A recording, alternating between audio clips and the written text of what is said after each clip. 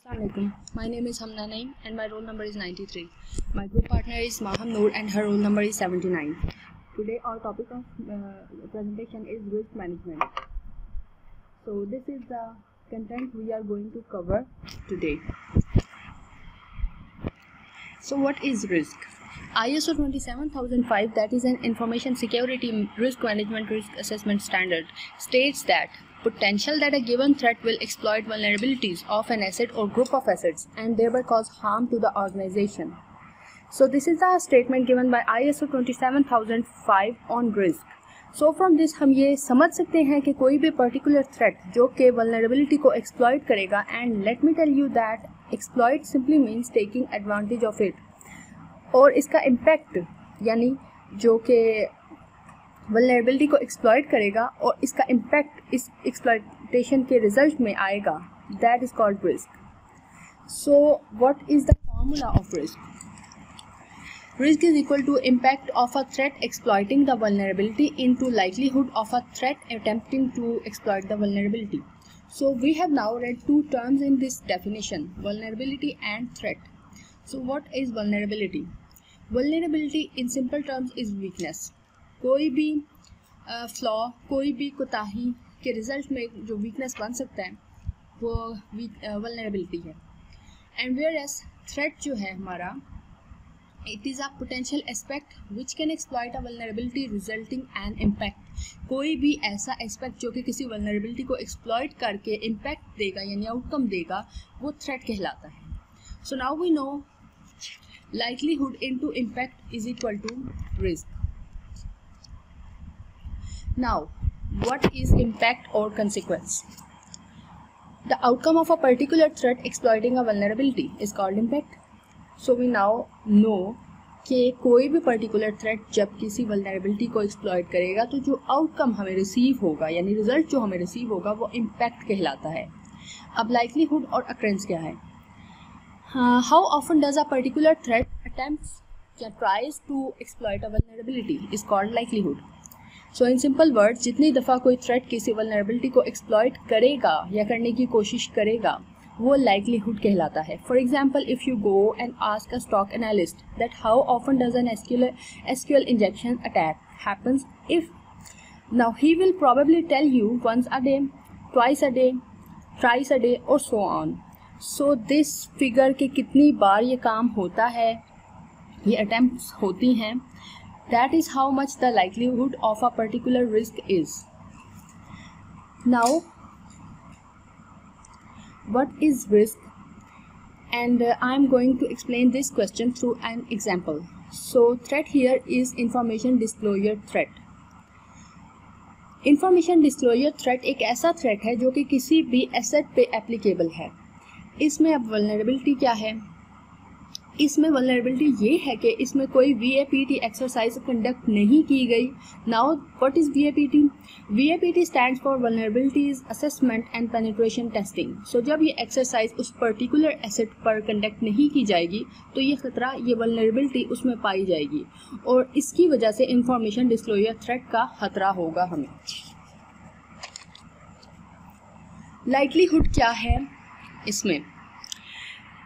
Now it happens at least once daily, यानी अगर ये जैसे हम एग्जाम्पल के तौर पे अगर वीक में एक दफ़ा हो तो चांसेस लो होंगे, मीडियम पे आ जाएंगे, एंड मंथ में हो जाए या साल में हो जाए तो लो टू वेरी लो पे चला जाएगा.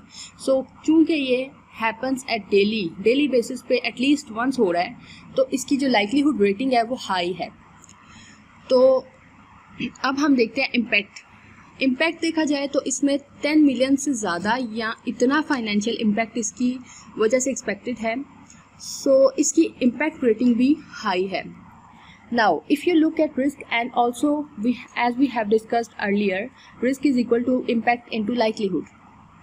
सो इम्पैक्ट भी हमारा हाई है एंड लाइकलीहुड भी हमारा हाई है. So high into high is equal to high.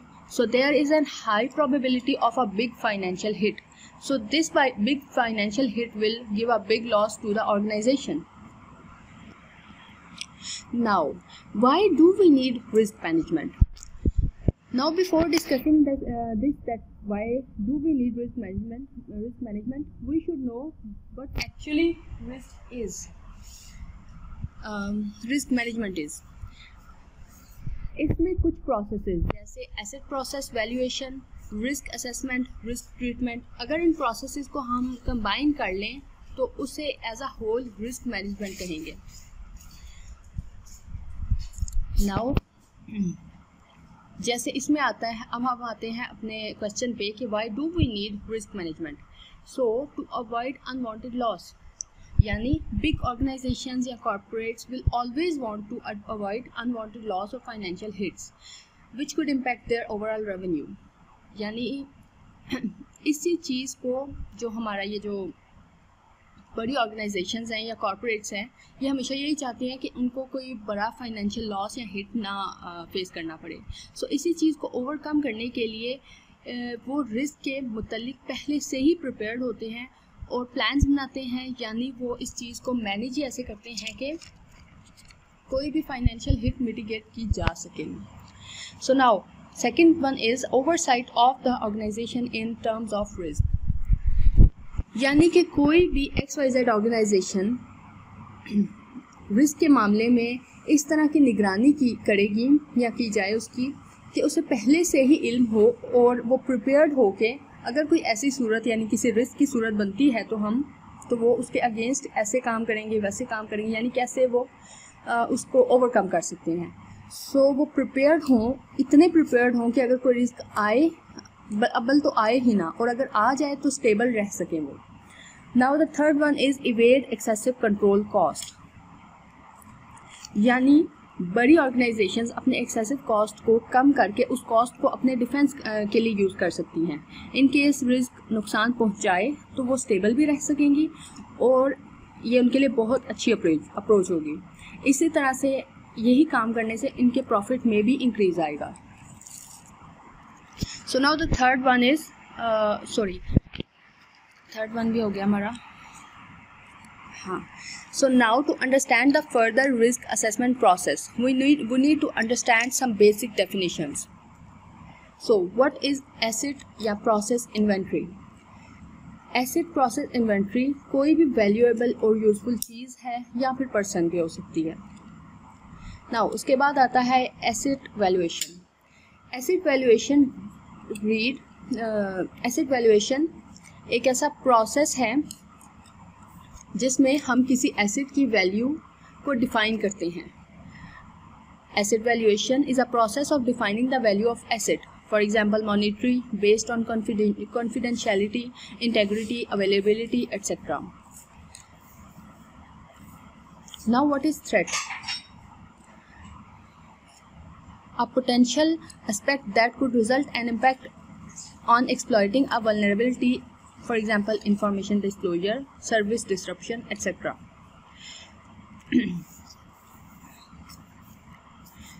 एक ऐसा पोटेंशियल एस्पेक्ट जो कि किसी वल्नरेबिलिटी को एक्सप्लॉइट करने का कोई आउटकम देता है वो थ्रेट कहलाता है. It could be information disclosure, it could be service disruption. Now what is vulnerability? Vulnerability है क्या? Vulnerability is a weakness. जैसे lack of VAPT. VAPT stands for vulnerability assessment penetration testing, या फिर absence of policies and procedures. Absence of policies and procedure के बारे में अगर बात करें तो वी ऑल नो कि अगर कोई पॉलिसी प्रोसीजर होगा ही नहीं तो खतरा ज़्यादा हो सकता है. लाइक हम प्रिपेयर्ड नहीं होंगे या फिर हमें आने वाले खतरों का पहले से ही इल्म ये हो ही नहीं सकता अगर कोई हमारी बेहतरीन पॉलिसीज़ प्रोसीजर्स ना हों. Likelihood is how often a threat tries या attempts to exploit a vulnerability, for example daily, once a week, once a month, etc. Likelihood में ये आता है कि कितनी attempts किसी vulnerability को exploit करने के लिए की गई हैं या फिर की जा रही हैं. Now impact वो outcome है जो या वो रिज़ल्ट है जो किसी वल्नरेबिलिटी को एक्सप्लॉइट करने से मिलेगा. For example financial loss of $1 million, penalty etcetera.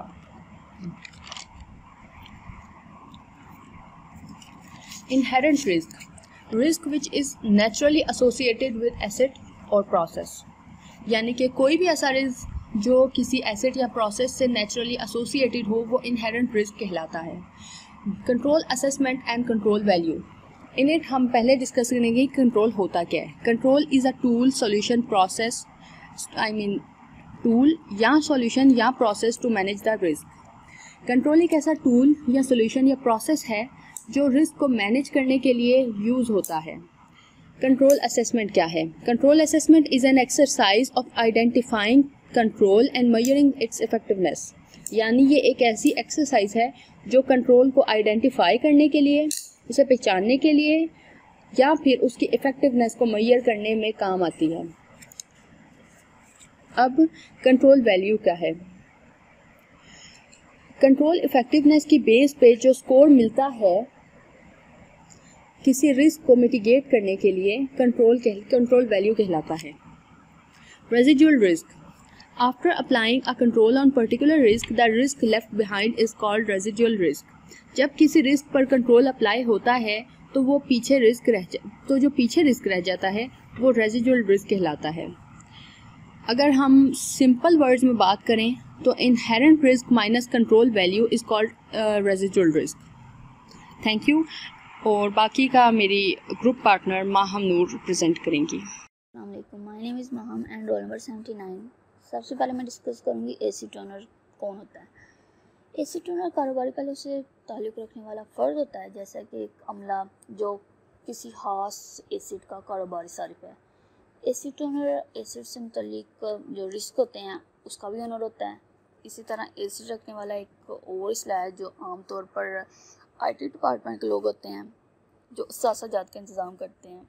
अब यहाँ डिस्कशन में हमारे पास IT डिपार्टमेंट के सासे हैं। ये एक वेबसाइट हो सकती है या एक सॉफ्टवेयर भी हो सकता है।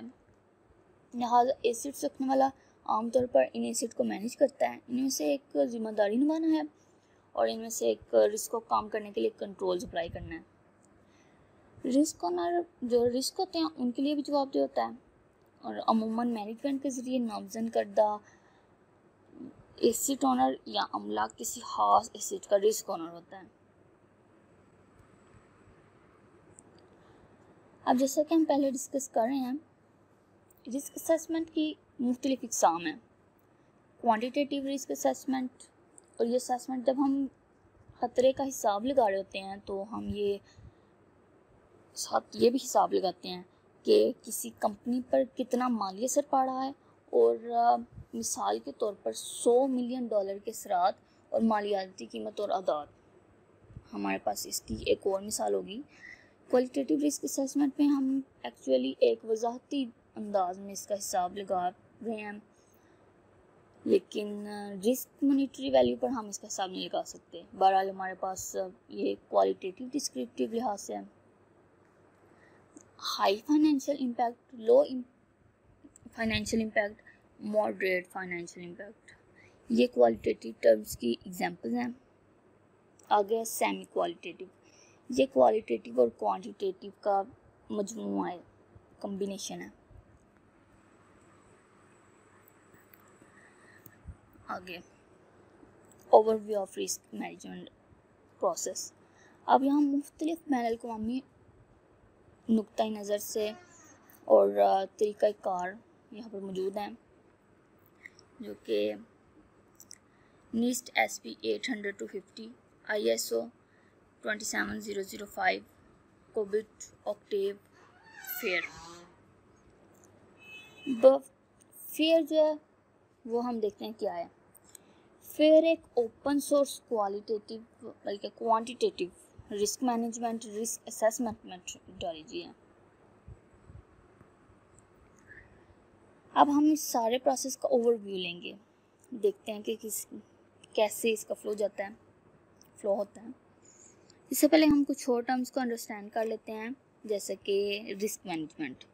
रिस्क मैनेजमेंट क्या होता है? ये एसिड या प्रोसेस की तशख़ीस और रिस्क असेसमेंट और रिस्क ट्रीटमेंट है।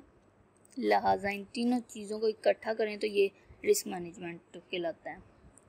अब हम देखते हैं कि रिस्क मैनेजमेंट हमारे पास क्या है। और साथ में रिस्क असेसमेंट भी देखते हैं ये क्या है, इन दोनों में फ़र्क को वाज़ह करेंगे अब हम।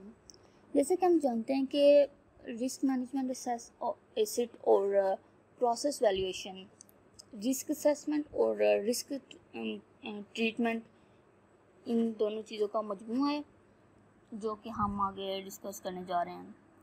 और एसेट और प्रोसेस वैल्यूएशन को हम ऑलरेडी डिस्कस कर चुके हैं।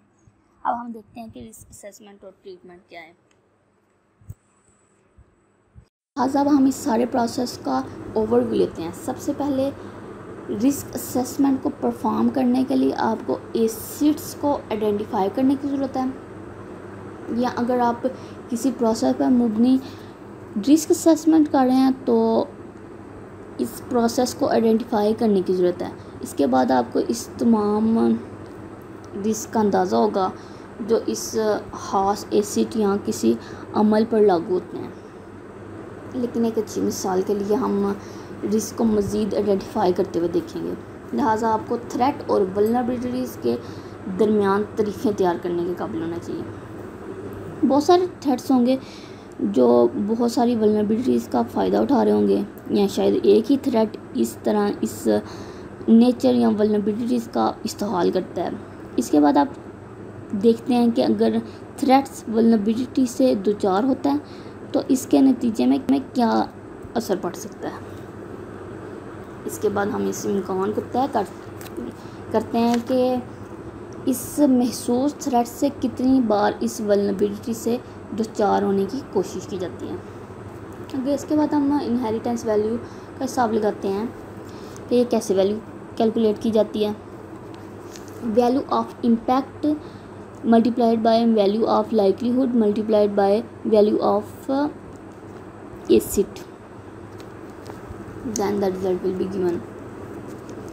फिर हम कंट्रोल असेसमेंट परफॉर्म करते हैं। इसमें हम देखते हैं कि आया वाकई आइडेंटिफाई रिस्क को कम करने के लिए कोई कंट्रोल लागू होता है।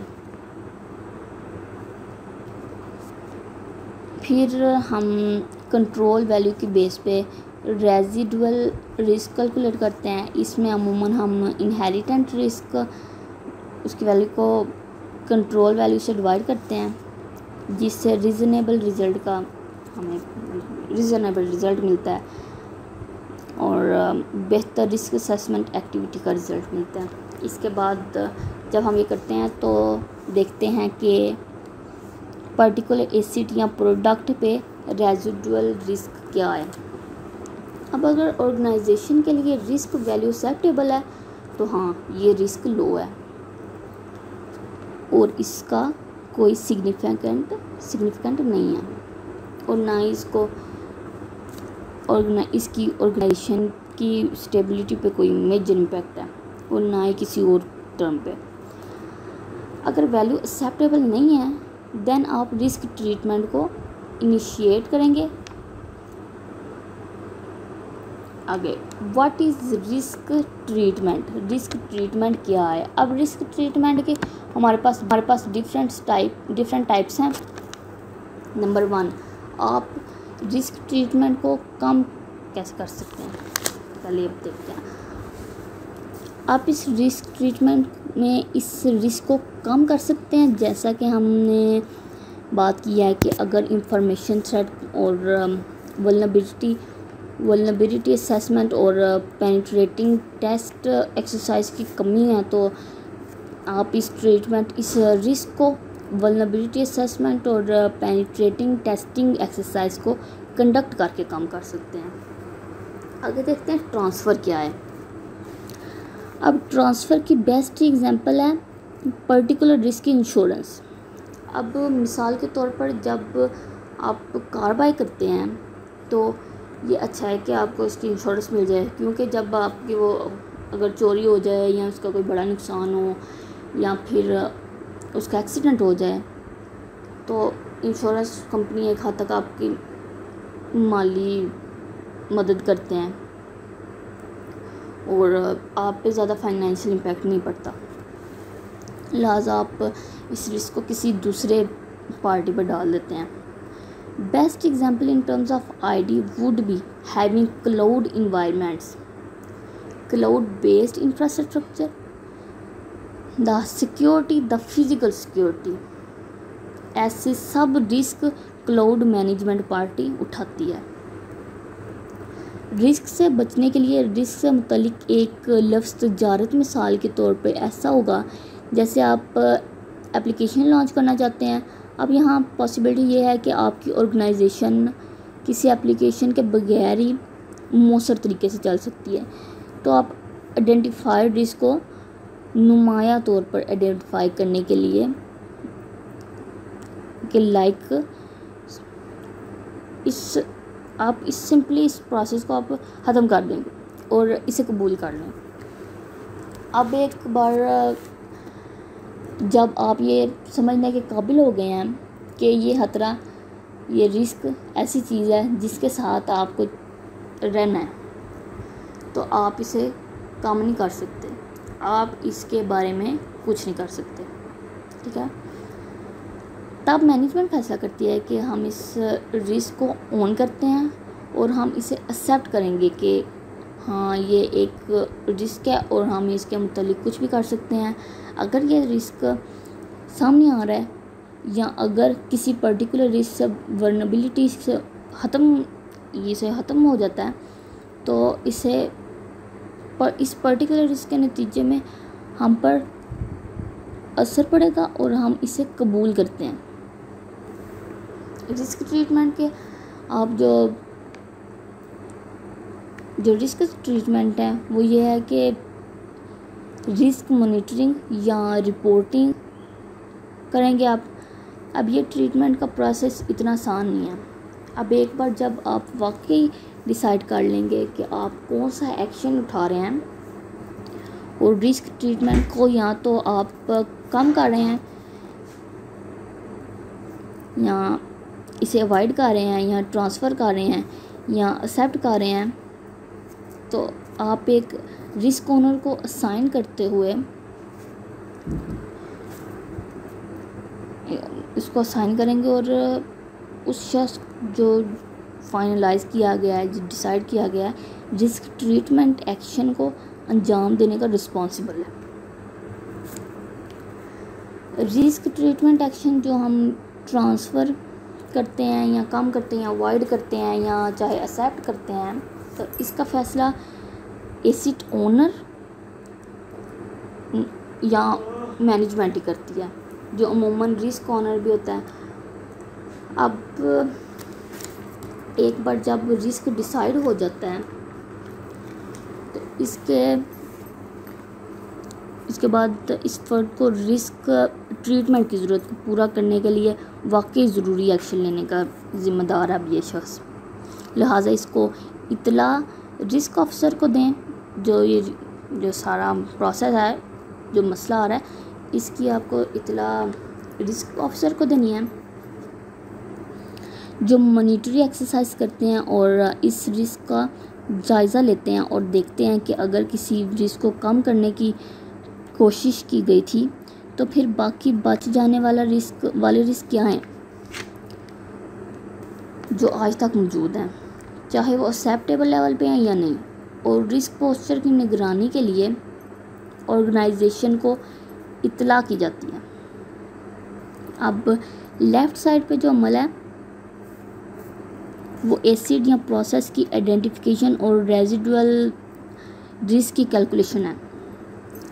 इसकी ये रेजुलेशन रिस्क तक है, इसकी कैलकुलेशन तक है। ये प्रोसेस रिस्क असेसमेंट कहलाता है। और जो प्रोसेस राइट साइड पे आप देख रहे हैं वो रिस्क ट्रीटमेंट है, जो कि एक सेपरेट प्रोसेस है। इसी तरह रिस्क मॉनिटरिंग और रिपोर्टिंग सेपरेट प्रोसेस है। अब आप समझ सकते हैं कि हमने प्रीवियस स्लाइड में क्या डिस्कस किया कि हमारी रिस्क मैनेजमेंट मुख्तलिफ एक्सरसाइज की कलेक्शन है, जो कि एसिड या प्रोसेस वैल्यूएशन, रिस्क असेसमेंट और रिस्क ट्रीटमेंट है। अब इसकी कंक्लूजन क्या है कि हमने इस अपनी प्रेजेंटेशन में ये सारे टॉपिक्स कवर किए हैं। आपको ये सारे समझने होंगे। आई होप आपको समझ आई होगी। और अमूमन यही सवाल हैं जो इंटरव्यू में भी इस्तेमाल होते हैं, इंटरव्यू में भी पूछे जाते हैं और एग्ज़ाम में भी यही आते हैं। Thank you.